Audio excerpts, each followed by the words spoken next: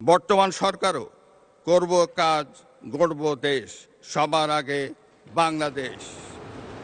এই স্লোগানকে উপজীব্য করে দলীয় নির্বাচনী ইশতেহার ঘোষণা করেছিল। ইশতেহারে রাষ্ট্র ব্যবস্থার সংস্কারের গণতন্ত্র, জবাবদিহিতা ও সুশাসন এই তিনটি বিষয়কে অগ্রাধিকার দেওয়া হয়েছে। তবে সরকারের সকল পরিকল্পনা বাস্তবায়নের জন্য প্রয়োজন কঠোর হস্তে দুর্নীতি নিয়ন্ত্রণ এবং আইন শৃঙ্খলা পরিস্থিতির উন্নয়ন।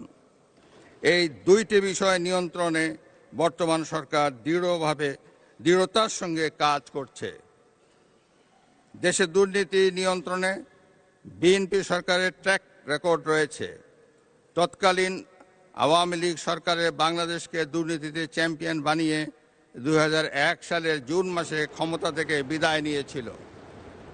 2001 সালের অক্টোবর মাসে পূর্ববর্তী সরকারের রেখে যাওয়া দুর্নীতিতে চ্যাম্পিয়ন বাংলাদেশের দায়িত্ব নিয়ে বেগম খালেদা জিয়ার নেতৃত্বাধীন সরকার দুর্নীতি দমনে কঠোর পদক্ষেপ গ্রহণ করে। এছাড়া দুর্নীতি প্রতিরোধের লক্ষ্যে দুর্নীতি দমন কমিশন আইন 2004 প্রণয়ন করে। এর ফলে বিশ্বে দুর্নীতিতে চ্যাম্পিয়ন হওয়ার কলঙ্ক থেকে বাংলাদেশ মুক্তি পায়।